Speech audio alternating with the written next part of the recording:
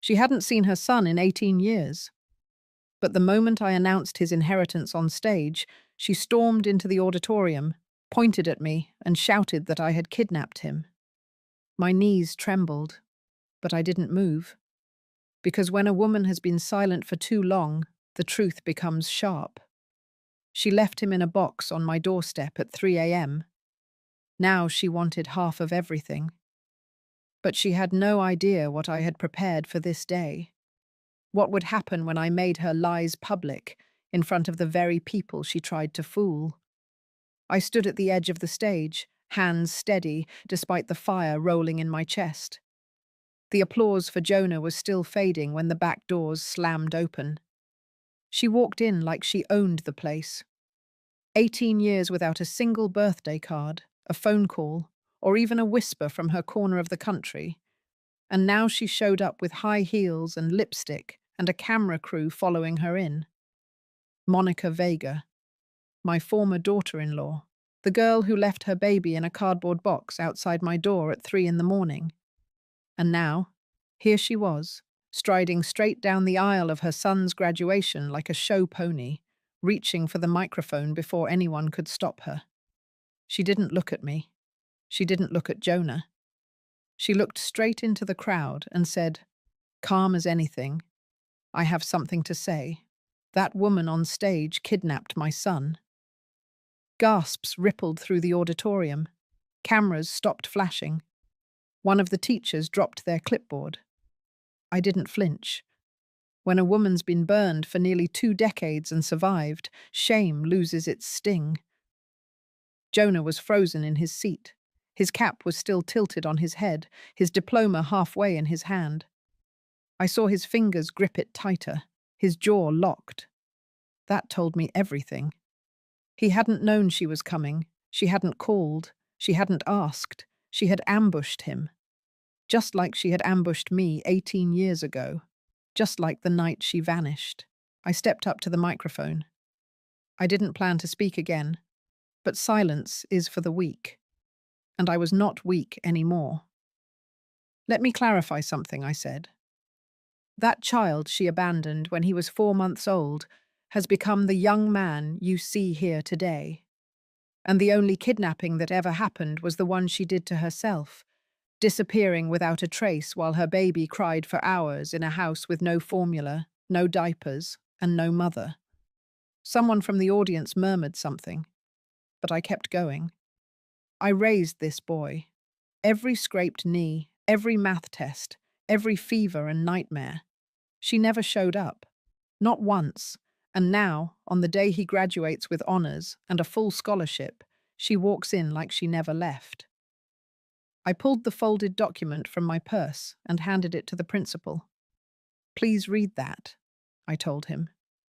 He hesitated, but when he saw the bold signature, he looked over at me, then at Jonah, then cleared his throat and read. The audience listened to every word, a notarized statement. Monica Vega, dated 18 years ago, full relinquishment of parental rights. She had signed it herself. I heard someone in the crowd gasp. A low whisper swept through the rows. And Monica, she was already turning red, not because she was sorry, but because she had been exposed. Still, she raised her chin and said, I was under pressure. I didn't know what I was signing. The principal looked uncomfortable. Jonah still hadn't moved. His head was down now, shoulders stiff. I could feel it from across the room. He was humiliated, not by me, not by what I said, but by the fact that she had done this here, today, in front of everyone who mattered to him. I wanted to walk down and hold him, but I knew better. He needed space.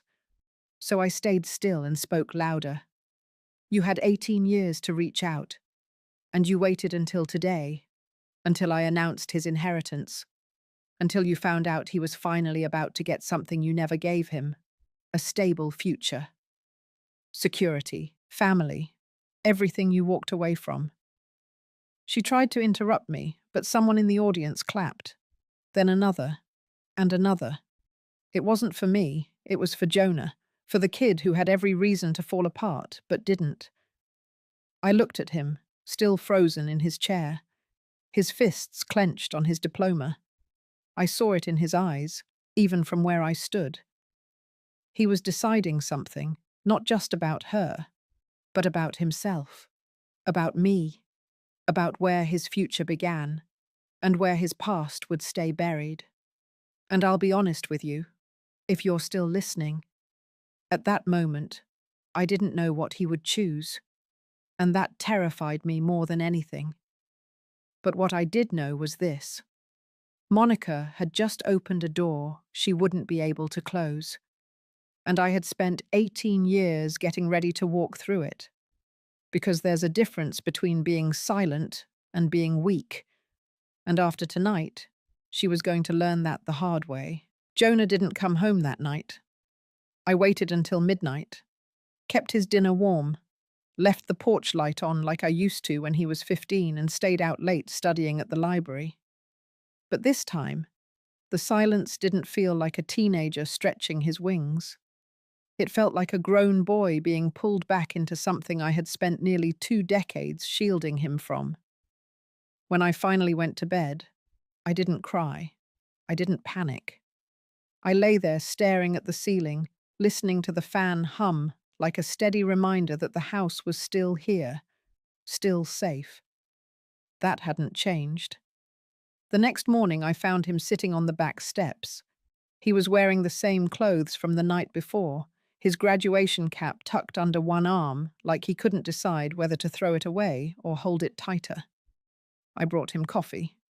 He didn't speak for a minute, just held the cup and stared out at the fence where he used to practice throwing a baseball against the boards until I begged him to stop cracking the wood. Then he finally said, "I don't know what just happened." I sat beside him. The morning air was still cool, and the ground smelled of dew and rosemary. "You mean last night?" I said. He nodded. And her. She wasn't even on my mind. Not once. I didn't expect to see her ever again. He rubbed his forehead, like the whole thing had cracked something loose inside him. I didn't say anything, just let him breathe. Then he looked at me. Not like a boy, not like a student, but like a man trying to decide whether to believe in the people around him. "Did you know she was coming?" "No." He nodded again. "I believe you." Then he pulled a folded piece of paper from his jacket pocket. It was creased and smudged at the edges. I recognized the shape of it before he even opened it. "She found me after the ceremony," he said. "Gave me this." He handed it to me. A printout of an email chain, Monica's name on it, a lawyer's name I didn't recognize, and at the bottom, a short note in her handwriting. "Let's talk. I'm ready to be your mother again." I folded it shut. Jonah took the paper back and stared at it. "She wants to meet, just to talk." I said nothing. He went on. "She said she was young, scared. She said she made a mistake, but she wants to be a part of things now." I stood up. The grass hadn't been mowed in a week. The weeds were creeping along the edge of the stepping stones. I made a note to take care of it later. I told him, "You're 18 now. I won't tell you what to do, but I won't pretend this is harmless either." He looked up. "I'm not stupid, Grandma." "No," I said. "You're not. But you've got a soft heart. She knows that." He didn't argue. A few hours later he left, said he needed to think. I let him go. By evening I was already 3 steps ahead. I called Roland. Roland Green was never one for small talk. When he picked up, all he said was, "I saw the clip online." Of course he had. "You still have that paperwork I signed with Monica?" I said. "Every copy." "Good." We set a meeting for the next morning. At his house, he laid out every page like a forensic pathologist laying bare a crime scene. Her signature, her statement, the dates, the notary stamp. It was all clean. Then he leaned back and said, "But if she's coming in through the back door, you'll need more than just paper. You'll need pressure." I already knew what that meant. Later that week, I met with Angela Kim. She was sharp, young, the kind who didn't blink when the truth got messy. I handed her a folder, told her I wasn't ready for a public piece yet. Just background, for now. She flipped through it. Government filings, school forms, pediatric records, everything with my name on it, none with Monica's. She closed the folder, looked up and said, "This woman trying to reclaim motherhood after disappearing for 18 years. That's a story." "Not yet," I told her, "but it will be." I left the cafe with my heart steady, because I wasn't panicking, I wasn't spiraling, I was preparing.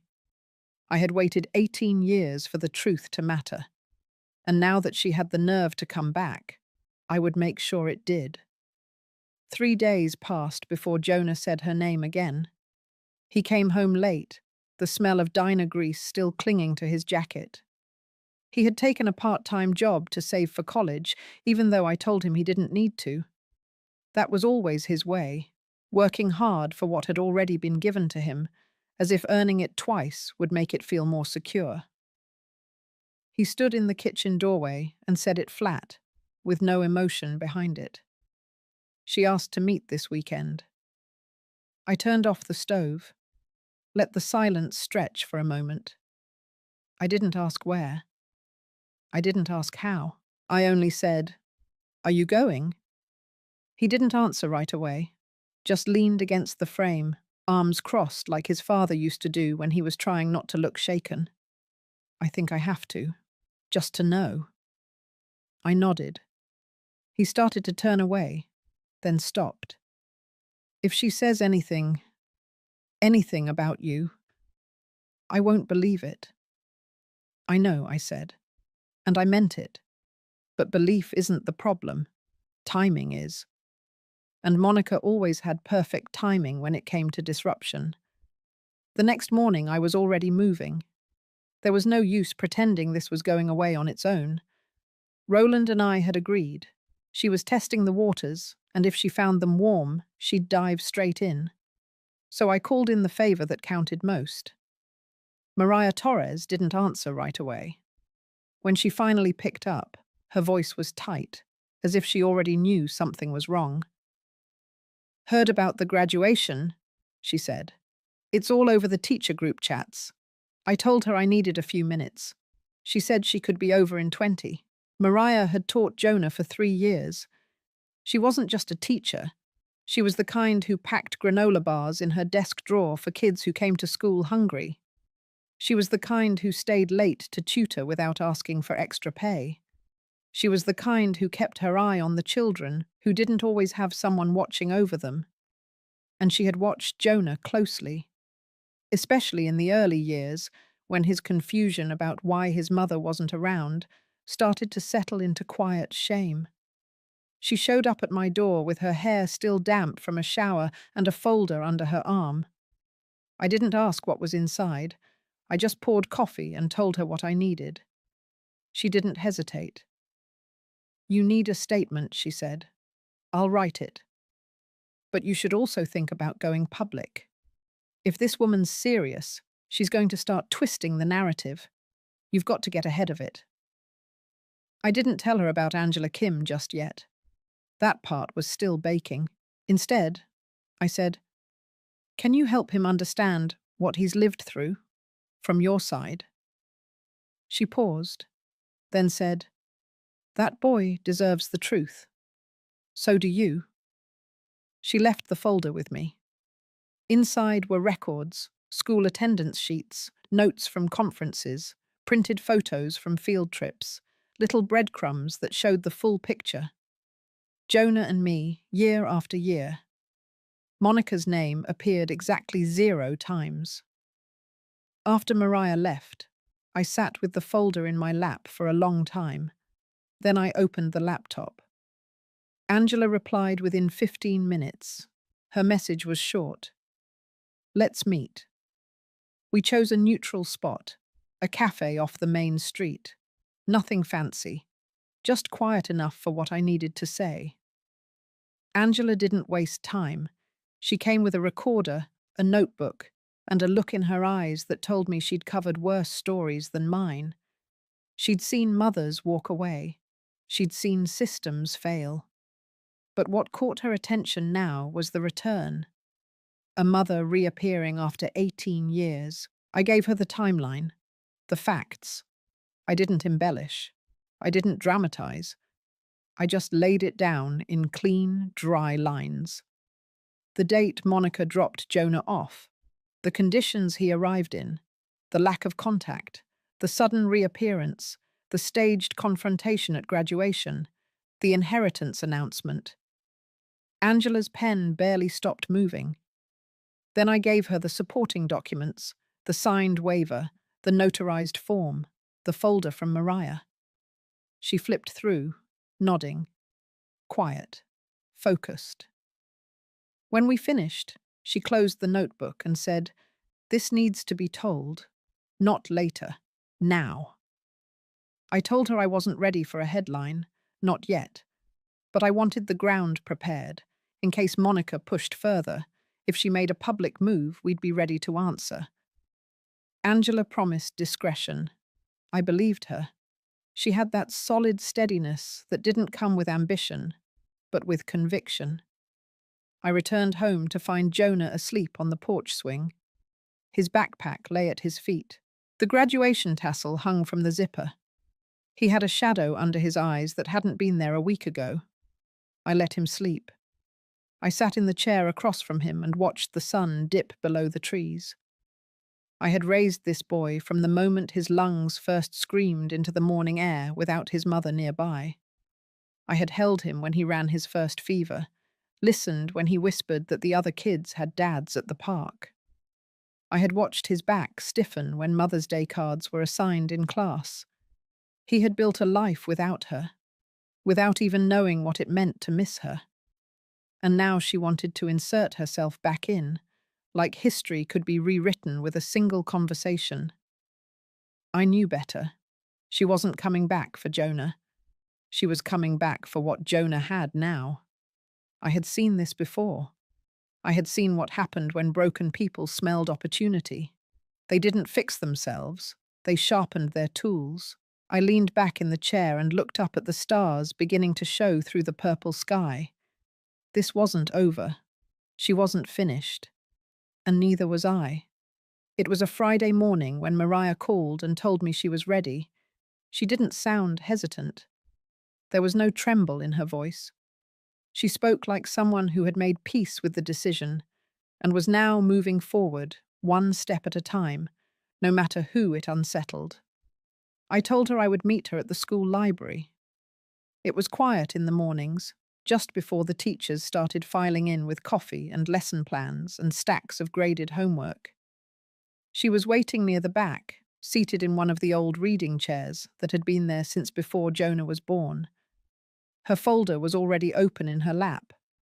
She looked up, gave me a short nod and said, "I typed the statement, but I also included a few photos, not just of Jonah, but of the events. You know, things that show your presence." She handed it to me. I read every word. It wasn't just a character letter. It was a timeline. A careful, unflinching account from a professional educator who had observed our life from a distance close enough to see clearly, but far enough to remain objective. She listed the years she taught Jonah. Specific days I'd stayed behind to speak about his behavior or grades. She described the parent-teacher conferences where I was the only one who showed up, always alone, always with notes in hand. She mentioned the spring concert, where I brought Jonah straight from the hospital after he'd had a fever for 3 days, just so he wouldn't miss his first cello performance. She detailed the day he cried in the hallway when someone asked about his mother, and I had to come early to calm him down before the final exam. Every sentence carried weight, because none of it was sentimental. It was factual, just a record of things seen. And for once, that was all I needed. At the end of the page, she signed her name. I closed the folder and said, "Thank you." She nodded again, then said, "You don't need to thank me. I've watched what you've done for that boy, and I've watched what she hasn't. I left the school without saying anything more. There wasn't anything left to add." That afternoon, I took the letter to Roland. He read it slowly, one finger tracking each line like a man checking a blueprint before construction begins. When he finished, he placed the folder down and leaned back in his chair. "This puts her on the defense," he said. "This is what you use when she tries to turn public opinion. And she will." Then he asked if I had spoken to Angela yet. I told him we met. She was preparing a background draft, nothing released yet, just groundwork. "Good," he said, "because once Monica feels the wind turning, she'll try to twist it again. She won't back down." Not at first. I went home before sunset. Jonah's car wasn't in the driveway. I waited in the kitchen until well after dark, sipping tea that had gone cold twice. Around 10, he came in. His face was tight, eyes red but not from crying, just tired. Like whatever had happened drained the last ounce of patience from him. He walked straight to the sink, poured himself a glass of water, then leaned against the counter. "I saw her," he said. I didn't speak. I let him have the space.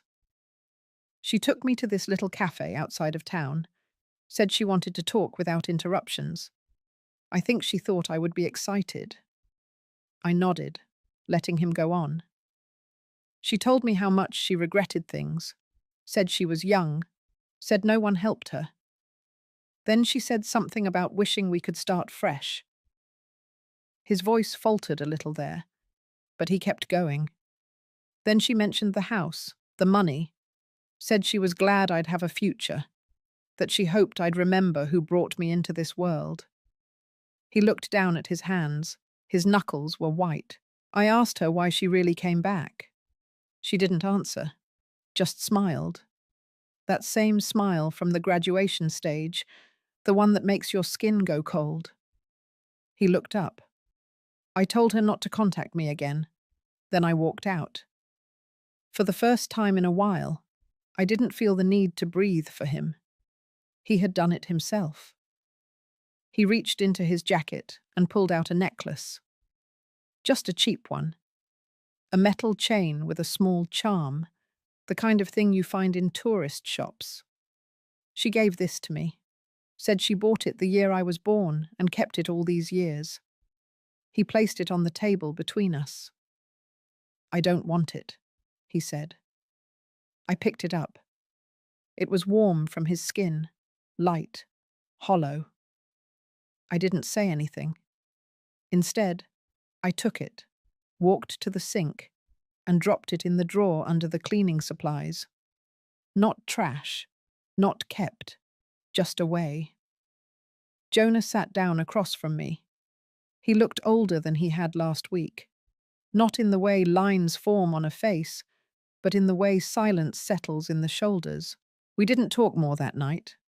But when he hugged me before bed, it was tighter than usual. Less about comfort, more about certainty. The next morning, I called Angela. I told her it was time. No delays, no more waiting. We agreed to publish the article in 2 days. Mariah's letter would be quoted, my statement would be included. Photos, records, all of it. She asked if I was sure. I told her I was. This wasn't about revenge. This was about documentation, about not letting the past rewrite itself into a softer version just because someone finally felt like returning. And once it was out there, Monica would have no stage left to stand on. Not in this town, not in this story. She had chosen the public path when she shouted her lie into a microphone. Now she would get to walk that path all the way through, with the truth catching up behind her, step for step. The article went live on a quiet Sunday morning. There was no announcement, no headline in flashing lights. Just a single post on the front page of the community news site. No dramatic image.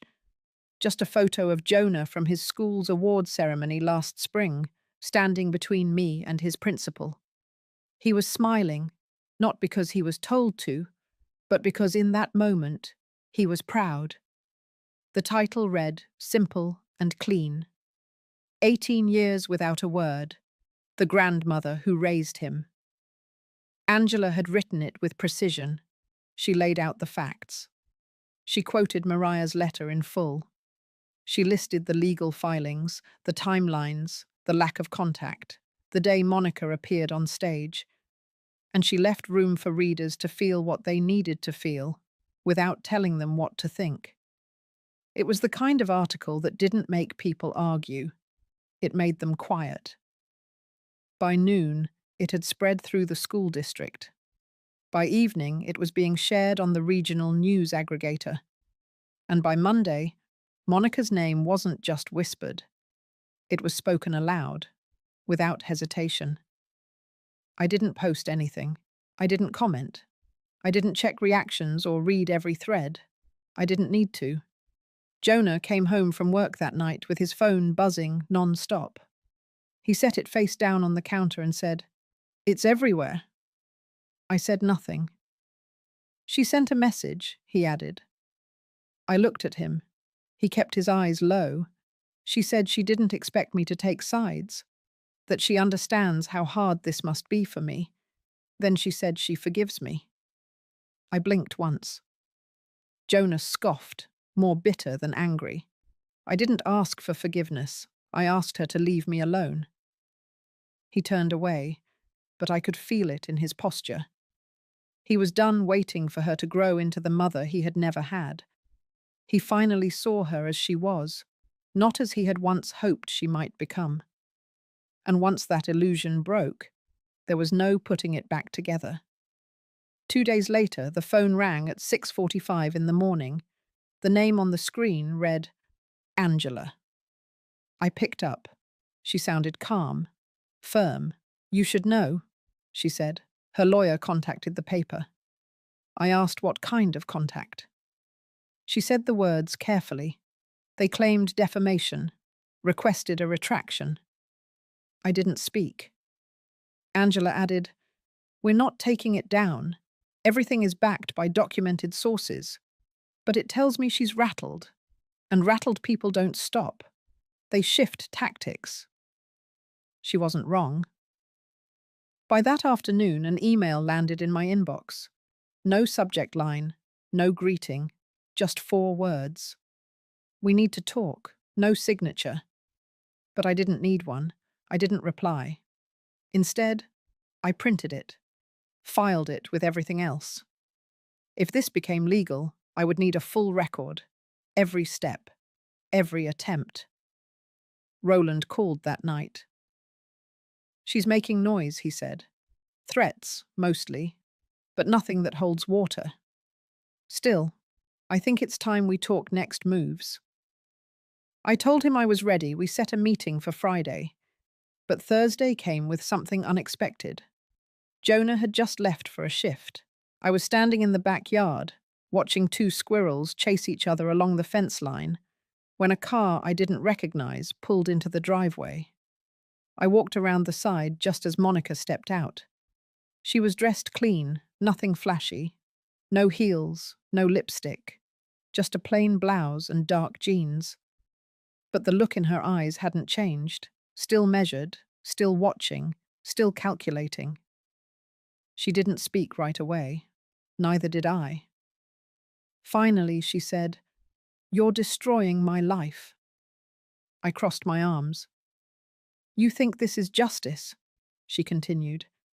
"But it's just revenge. You've turned my son against me." He turned on his own. "You gave him the reason." Her mouth tightened. "I came back because I wanted to fix things." "No. You came back because he was about to inherit. Because you thought there might still be a way to claim something that was never yours." She stepped closer. Her voice dropped. "I don't care about the money. Then walk away. You think I haven't lost enough? I stared at her. You lost him the day you left him on my porch and never looked back. You lost the right to speak as if we were equals the day you waited 18 years and still didn't come to apologize. You lost the benefit of doubt when you made this public before you made it honest. Monica opened her mouth again, but nothing came.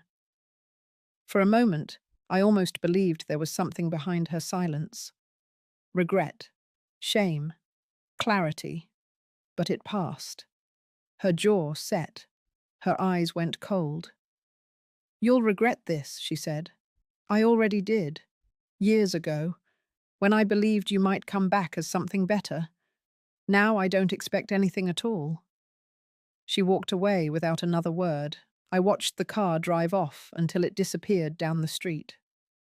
I stood there for a long while, let the breeze push past my sleeves, let the weight of the moment sink into my skin like sun after a storm. That night, Jonah came home and asked if anything happened. I told him she came by. He nodded once, then said nothing more. He didn't ask what she said. He didn't press for details, because he didn't need them. Whatever thread had connected him to her had finally snapped, not with violence, not with shouting, just with time, truth, and the steady unraveling of a lie that had outlived its silence. The day after Monica showed up unannounced, things began to shift. It wasn't loud. It wasn't dramatic. It was quieter than I expected. Like watching a pane of glass begin to crack, not with a shatter, but with a faint, deliberate line stretching slowly across its center. I was sitting at the kitchen table, going over some old documents I had stored in the bottom drawer of the filing cabinet. They were records I hadn't touched in years. Jonah's early pediatric visits, notes from his speech therapist when he was 4, a hand-drawn family tree project from 3rd grade, where he wrote my name under the word Mum. I wasn't looking for anything in particular, just grounding myself, reminding myself of what had been real all along. Not the noise Monica had brought into the room, but the life we had built without her. That's when the first phone call came. It wasn't a friend or neighbor. It was someone from the district office. A woman whose voice I recognized but whose name I had never remembered. She called to say she had read the article and just wanted to express support. She said there had been whispers about Monica in past years, even before she reappeared. Financial issues, a short-lived job in procurement, a resignation that came without warning. I thanked her, kept it brief, and hung up. But I knew what was happening. The cracks were spreading. By the afternoon, Roland called with a new update. She's getting pressure from her lawyer, he said. He wants her to back off. He's reading the temperature and doesn't like what he sees. Community support for you is stronger than she anticipated. He paused, then added, but she's not ready to walk away. Not yet. I knew that already. Monica had never been the type to retreat unless she was cornered, and even then, she liked to find a way to make it look like it was her decision all along. Still, I could feel it. Her grip was slipping. She had walked into this, thinking it would be a clean play, show up, claim her role, stir just enough sympathy to create confusion. But she miscalculated something vital. People remember the ones who stay. Angela published a second follow-up on Thursday. This one included short interviews, quotes from Jonah's teachers, neighbors, even one of the nurses from the clinic we used to visit when he was little. It painted a portrait that wasn't flashy, just steady. Me taking Jonah to appointments, me volunteering at school, me holding his hand in the waiting room. No attacks, no accusations, just a record of presence. That was all it took. Friday morning, I opened the front door and found a manila envelope on the welcome mat. No postage, no name. Inside was a typed letter from Monica's attorney. It was short, 4 paragraphs. It stated that Monica would be pursuing a formal petition to establish herself as Jonah's legal maternal guardian. It cited biological ties. It referenced the previous waiver she had signed as potentially coerced under emotional distress. It requested a court review of custody records and financial assets related to Jonah's pending inheritance. I stood in the doorway for a moment, the letter loose in my hand, the morning light falling across my feet. Then I stepped back inside and picked up the phone. Roland answered on the second ring. I read him the letter. He didn't sound surprised. "She's going to try and make it legal," he said. "She's betting that with enough noise, something will stick. That maybe a judge will call a hearing just to settle it. And in that room, she thinks she can play victim." "Can she?" He paused. "Only if we let her get there first." I met with Roland that afternoon. We went over every piece of documentation again. The waiver, the custody filings, the years of tax records showing Jonah listed as my dependent, school authorizations, emergency contact forms, the envelope of photographs Angela had collected for her first article. We reviewed it like we were preparing for trial, because maybe we were. That evening, Jonah came home from his shift and saw the letter on the table. He read it in full, quietly. His expression didn't change. When he finished, he folded it once and looked at me. "Do we need to fight her in court?" I told him I hoped not, but if we did, we were ready. He nodded. Then he walked over to the cabinet and pulled out the old scrapbook we used to keep when he was younger. He sat across from me and opened it. Inside were pictures from every birthday, school projects, camp certificates, a crayon drawing of me holding his hand outside a house with a red roof. On the top corner, in shaky letters, he had written my name, Grandma. He turned one page at a time, slowly, until he reached the end. Then he closed the book. "She can't erase this," he said. I knew he was right.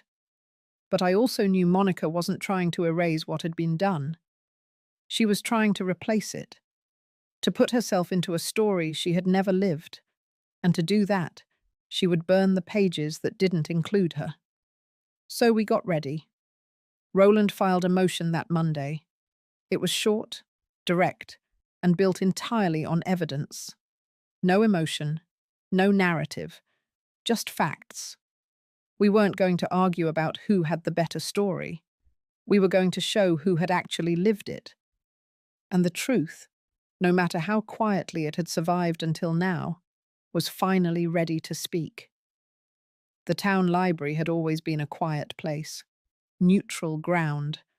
That's why I chose it. I didn't need a stage, just a room with enough chairs and enough truth. The meeting was scheduled for a Saturday afternoon. I reserved the small event room in the back, the one with beige walls and too much fluorescent light. No microphones, no podium, just a row of folding chairs and a long table I covered with a plain white cloth. I didn't advertise the meeting. I didn't invite everyone. I asked only for those who had lived close enough to know, the ones who had seen Jonah grow up, the ones who had watched him walk to school in the rain, who had seen him mowing lawns in the summer, who had bought raffle tickets when he sold them for science club. They showed up, one by one. Mariah came with a copy of her statement in hand. She wore her school badge clipped to her shirt. She didn't say much, but the way she greeted Jonah with a soft hand on his shoulder said more than enough. Angela sat in the back, notepad in her lap. She wasn't there to lead. She was there to listen. Roland stood near the door, arms crossed, keeping a quiet eye on everything. Jonah stood beside me for the first part, hands in his pockets, back straight. He didn't smile, but he didn't look afraid either. When the room had filled, I stepped forward. I didn't open with a speech. I didn't thank them for coming. I simply told the truth. I spoke of the morning Monica left Jonah on my porch, of the years after. of the papers she signed, of the birthdays missed and the graduations she never asked about. I described the scraped knees, the broken arm, the homework battles, and the long nights sitting by his bed during thunderstorms. Then I opened the folders on the table. I passed around copies of school authorizations, letters from teachers, photographs from every year. Each one showed the same pattern: me, Jonah, and a gap where she should have been. Mariah stepped up next. She read her statement clearly. Her voice didn't shake. She ended by saying, "He never once mentioned her, not in anger, not in longing, just silence, because that was all he had ever been given." After that, Roland stood and gave a short legal explanation of Monica's signed waiver. He didn't editorialize. He just stated what had been filed, when, and by whom. Angela said nothing.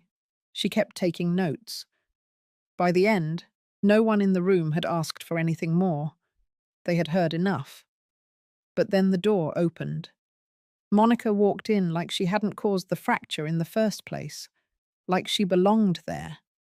She wore a soft blue blouse, understated jewelry, her hair pulled back like she was trying to appear smaller, less threatening. She looked around and spoke to the room like we were in a church, not a public building. She said she came to speak her truth. She said she had made mistakes, that she had suffered, that she was being misrepresented. She said she had every right to seek reconnection, that she deserved forgiveness, that no one should judge her for what they hadn't lived through. I didn't interrupt her. No one did. When she was done, she looked at Jonah. She called him son. He didn't move. Then I stood and walked back to the front. I didn't address her directly. I spoke to the room. I said that forgiveness does not erase consequences, that showing up late doesn't mean you still get to take the seat you abandoned, that claiming motherhood requires more than biology. I said it calmly, slowly, and then I sat down. Jonah didn't speak. He didn't have to. After a long pause, Monica turned and walked out. This time, she didn't slam the door. She didn't look back. When the room emptied, Jonah stayed behind. He helped me pack the folders. He folded the tablecloth. He stacked chairs. When everything was done, we walked out together. On the way home, he didn't say anything until we reached the stoplight near the gas station where he used to beg me for bubble gum. He looked straight ahead and said, "I feel like I can breathe." That night, I received an email from Angela. Her article would run in the morning. This one would have a title with weight. It would say what needed to be said. And after that, I knew the silence would fall back into place, not as fear, but as peace. Because the reckoning was no longer mine to carry. It had been handed over, to fact, to community, to time, and finally to Jonah himself. The article dropped at 6:45 in the morning. This one wasn't subtle. Angela had titled it plainly, "The Mother Who Left and the Grandmother Who Stayed." By 7:30, the town had read it. By 8, the school district had shared it across internal networks. By 9, the city's morning radio station had mentioned it in their news brief. Angela had done what she promised. She didn't embellish. She didn't twist. But she didn't hold back either. She quoted Monica directly from the meeting at the library. She included photographs from the last 18 years. She embedded legal documents with clear timestamps and signatures. She interviewed neighbors, teachers, and former co-workers. The story was clean and complete. It didn't argue. It revealed. I sat at the kitchen table with a mug of coffee, the laptop open in front of me, and I read it once. Then I closed the lid. I didn't need to see the comments. I didn't need to measure the reaction. The truth had been released. And now it would do what the truth always does. It would land where it needed to, fall apart what needed to be broken, and protect what had already withstood too much. Around noon, Roland called. He didn't say hello. He just said, "She's been served." I asked if it came from the state or the local authorities. Both. He explained that based on the details included in the article and the investigation Angela had prompted with her reporting, the fraud division had picked up the case. Monica had applied for housing and medical benefits over the years, using Jonah's name. She had claimed him as a dependent for several years after she had already signed away her rights. The numbers weren't huge, but they were just high enough to trigger criminal scrutiny. I didn't speak. I waited. He went on. Her current employer was notified. They suspended her until further notice, and her landlord received a copy of the complaint. If she defaults again, she'll be removed. Then he said, "This is where the fall begins, and it won't be loud. It'll be long." I hung up and went to the back porch. The sun was high. The neighborhood was quiet. Birds moved between trees without much urgency. Jonah was at work. He wouldn't hear any of this until later. But I already knew how he would respond. He would ask if we needed to do anything, and I would tell him no. Because for once, justice didn't need our hands. It had picked up speed on its own. Later that afternoon, I received a message. It wasn't from Monica. It came from someone who used to work with her at a small retail chain across the state line. A woman named Patrice. She said she didn't want to get involved, but that she had read the article and recognized Monica's name. She said Monica had borrowed money from several co-workers over the years, claimed she was trying to reconnect with her child, claimed she needed help hiring a lawyer to fight a cruel grandmother. Patrice didn't ask for anything. She just wanted to say she was sorry for believing Monica. I thanked her and left it at that. The message lingered with me all evening. It was the first time I realized Monica had been preparing this long before she arrived at the graduation. She had been planting her story for months, maybe years, getting ready to flip the truth upside down. But what she didn't count on was how heavy lies get when the wind shifts. By Sunday morning, Angela sent me a single sentence. "You're safe to let go now." I didn't reply. Instead, I walked to the bookshelf in the hallway, pulled down the thick blue folder where I had kept every legal paper related to Jonah's custody, and placed it inside a drawer. Not because it wasn't important, but because I no longer needed it to be in reach. In the afternoon, Jonah came home early. He walked into the kitchen, set his bag down, and poured himself a glass of water. Then he sat at the table across from me. "I saw the article," he said. "I waited. She won't come back from this." I nodded. He looked tired, not in body, but in spirit, like something had finally unclenched. "It's strange," he added. "I always thought it would feel more dramatic, like some kind of final scene. But it's just quieter than I thought. That's how real endings usually feel." He nodded. Then he said, "I'm not angry at her anymore." That surprised me. Not because I wanted him to stay angry, but because I had lived with my own bitterness for so long that I had forgotten what it looked like to release it early, to let it pass through you instead of letting it build a home. He looked at me again, not with pain, just clarity. "I know who raised me." That night, after he went to bed, I sat on the porch and thought about what it meant to finally exhale. For 18 years, I had carried the weight of a silence that didn't belong to me. Monica left, and I had filled in the absence, not just with food and clothing and rides to school, but with my very self, my time, my identity. I had become what she discarded. Now, standing here at the edge of her unraveling, I didn't feel victorious. I felt still. The storm had passed, and all that remained was the clean air after. No vengeance, no fire, just space. And maybe, somewhere in that space, Something new would begin, not for her, but for us, for me, and for the boy I raised into a man. The week after the article, I waited. Not for Monica, not for the public's reaction. That had already taken its course. What I waited for was the silence, the real kind, the one that settles in once the noise burns out and the smoke stops rising. That silence, I had learned, told more truth than any headline. By Tuesday, Roland confirmed that Monica's petition had been withdrawn. No public statement, no apology, just paperwork signed and delivered by her attorney. The same man who once sent threats now sent formal closure. He called it a resolution. I didn't.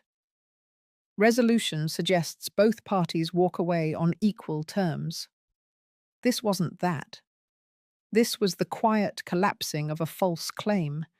It was an exit with the door gently closed, not slammed, because the hinges were already loose.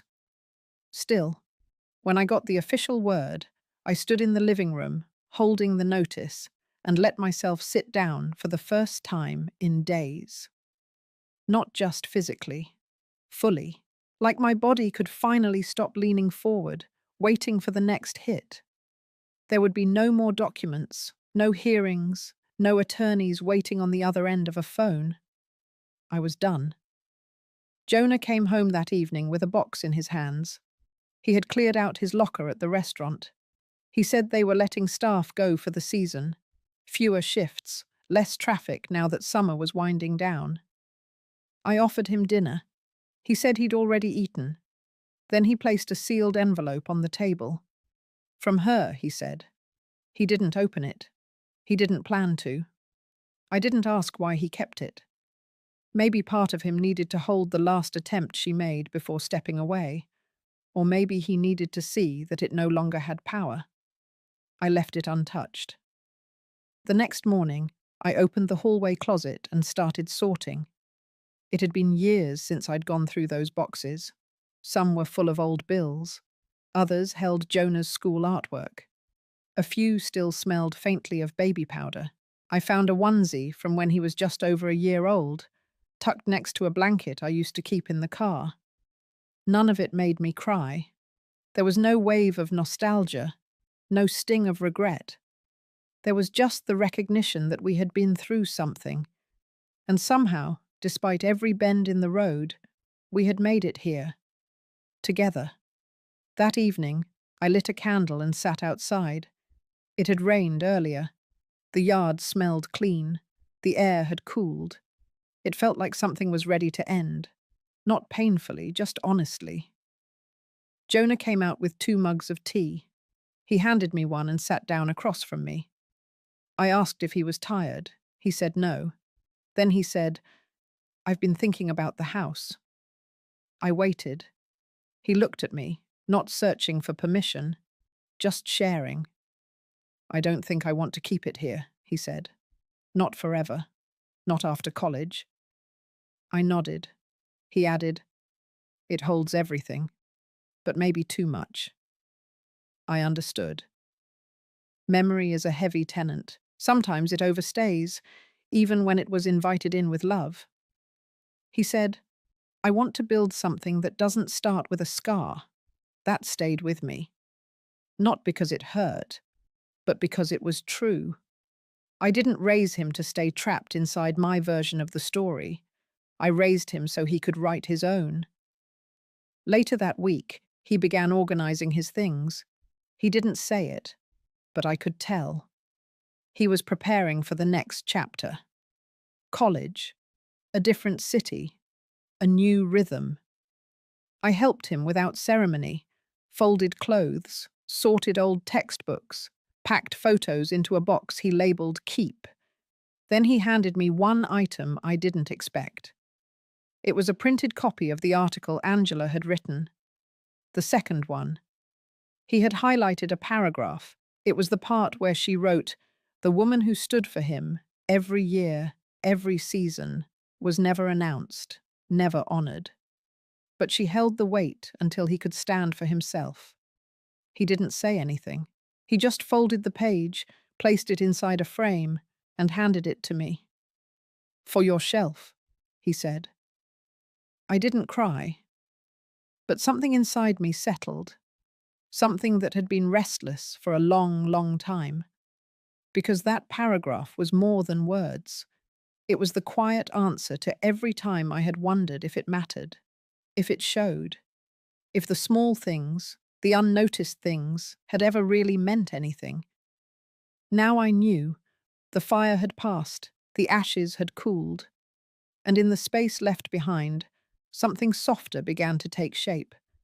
Not revenge, not triumph, just peace. And peace, I had learned, doesn't come loudly. It comes when you are no longer fighting to prove what was already true, when you are finally free to stop surviving and start simply being. And that, after all these years, was more than enough. It was mid-August when the letter came. Not from Monica this time, not from her attorney or the county clerk. This letter arrived by standard mail, no return address, just my name written carefully on the envelope. The handwriting was familiar, not rushed, not neat either, like someone trying too hard to be calm. I knew before I opened it. I sat at the dining table with the afternoon light falling through the window. The house was still. Jonah had left for a campus orientation that morning, and the silence that followed him had a different texture now. Not heavy, just new. I unfolded the letter and read it once, slowly. Monica had written 5 paragraphs. She said she wasn't proud of what she had done. She said the articles had exposed more than just her lies. They had exposed who she had become, or maybe who she had always been. She didn't ask for forgiveness, not directly, but she hinted at it. She said she had started therapy, that she was living in a smaller place now, that the investigation was still open, but her lawyer believed it might not go to trial. She wrote that she missed him, that she still called him her son, even if he no longer called her anything at all. And at the very end, she asked if she could speak with me. Just once. Not for reconciliation, not for resolution, just to say what needed to be said. I placed the letter back in the envelope and slid it into the drawer with the rest. Then I waited. 3 days later, I drove to the coffee shop where we used to meet when Jonah was still a toddler, and I had to bring him along in a stroller. The place hadn't changed much. Same wooden booths, same chalkboard menu, same chipped mugs and slow service. I chose a corner seat by the window. She arrived on time. Her clothes were simple, her hair pulled back, no jewelry, no dramatic entrance, just a woman walking through the door with her shoulders too straight for someone truly humbled. She didn't sit right away. When she did, she didn't meet my eyes. The silence between us stretched. Not awkward, just unfamiliar. Finally, she spoke. She said she wasn't expecting me to reply, that she had written the letter more for herself than for me. But when I showed up, she realized she didn't know what to do with that grace. I told her to speak, and I would listen. Nothing more. She nodded. She began with Jonah. Said she remembered the way he looked when he was born. Said she used to dream about what he sounded like at 12, at 15, at 18. She said she followed him from a distance, that she saw his name on honor rolls and team rosters, that every time she thought about coming back, she convinced herself it was too late. Then one day she convinced herself it wasn't. That was the day she showed up at the graduation. I asked her why she did it that way. She said she thought if she didn't make it dramatic, no one would listen. I said, "You were wrong." She agreed. Then she said something I wasn't expecting. She said she envied me, not because I raised him, but because I never stopped. She said she had never finished anything in her life until she saw how I had finished everything she started and abandoned. That seeing him become someone decent was proof that the world didn't bend to mistakes if someone else was strong enough to keep pushing. I asked her what she wanted from me now. She said she didn't know. Then she said, I thought maybe you'd be the only one willing to believe I could change. I told her change is not something you present. It's something you live, quietly, over time, without asking for applause. She didn't respond. She just nodded. After a moment, she asked if I hated her. I told her I did, for a long time. But that hate had turned into something else. Not forgiveness, not even indifference, just distance, the kind that holds the past where it belongs.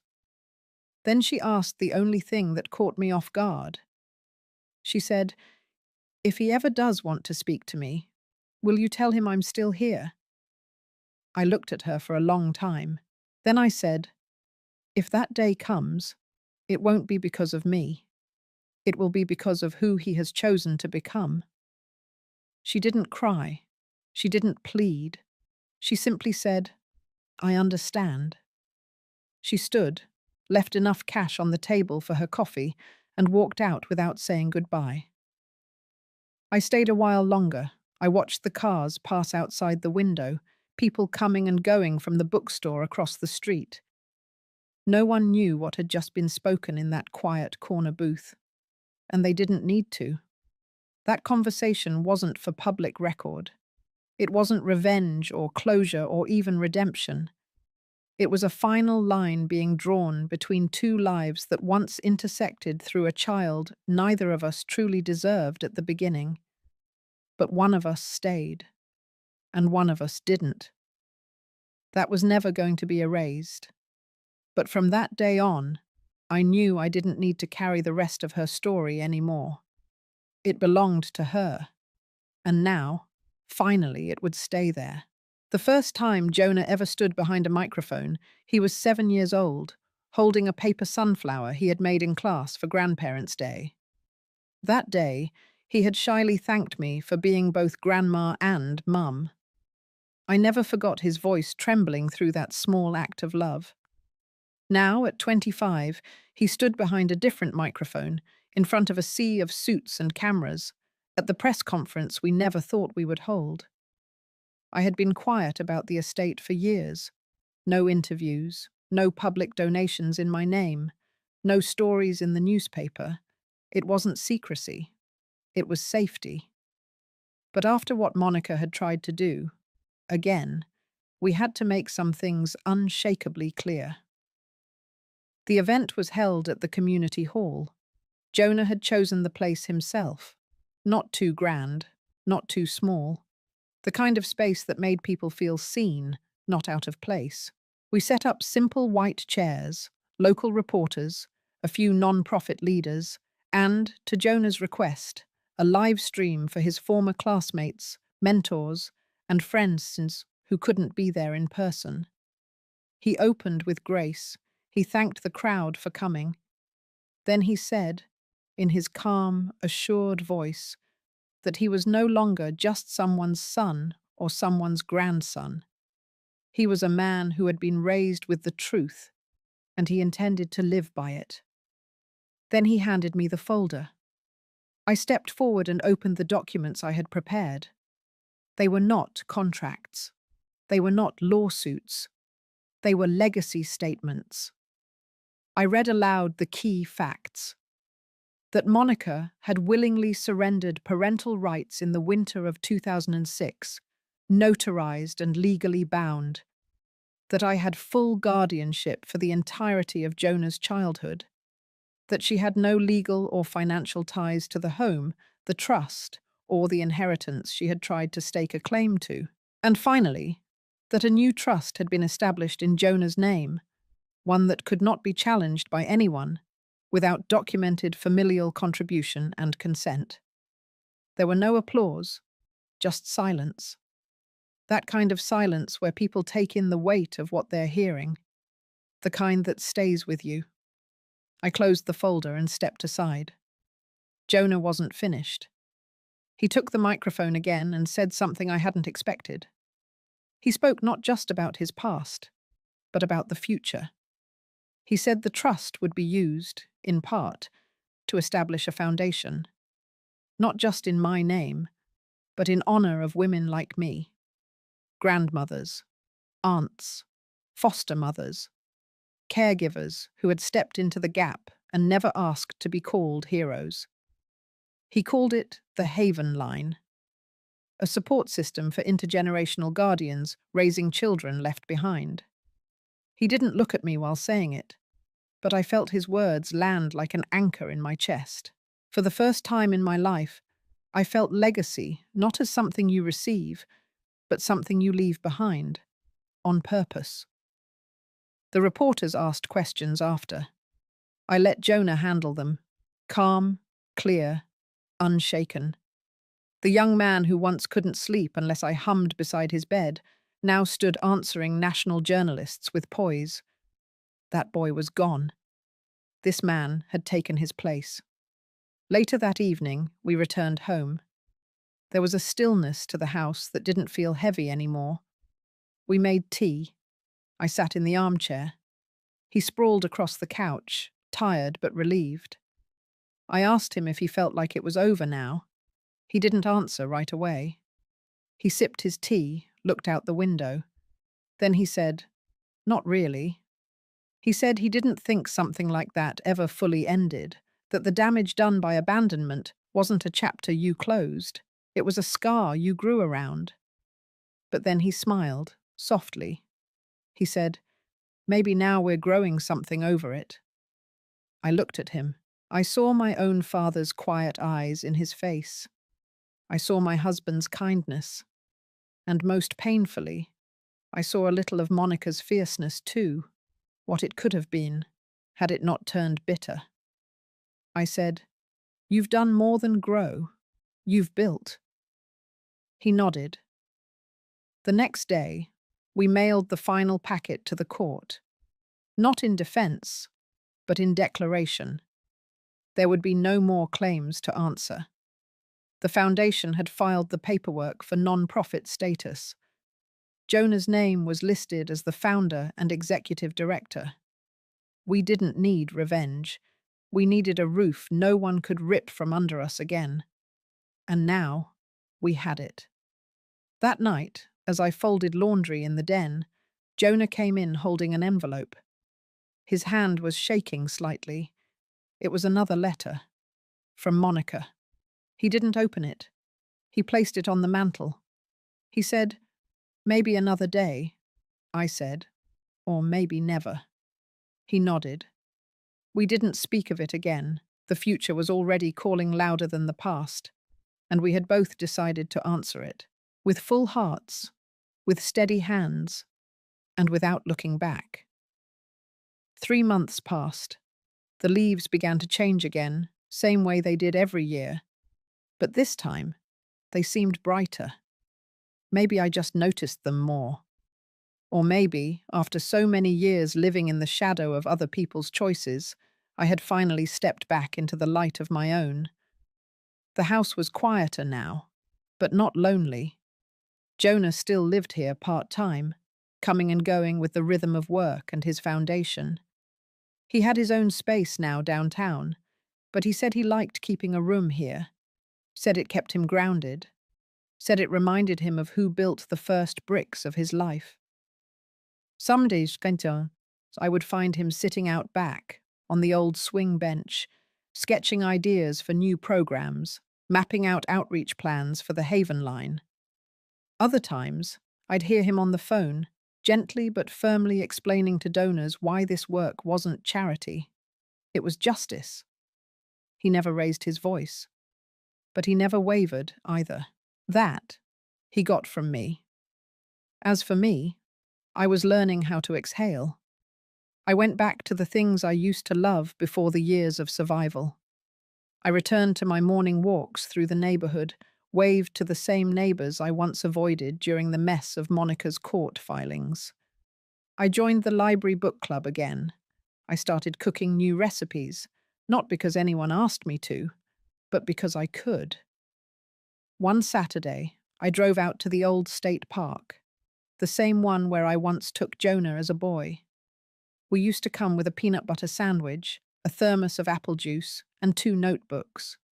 His for questions, mine for answers I didn't always have. This time, I went alone. I brought a blanket and sat under the same maple tree. The air was cool, but the sun was kind. I pulled out a notebook, not to write a plan, not to solve anything, just to reflect. I wrote, "I am not the woman they left behind." Then I stopped.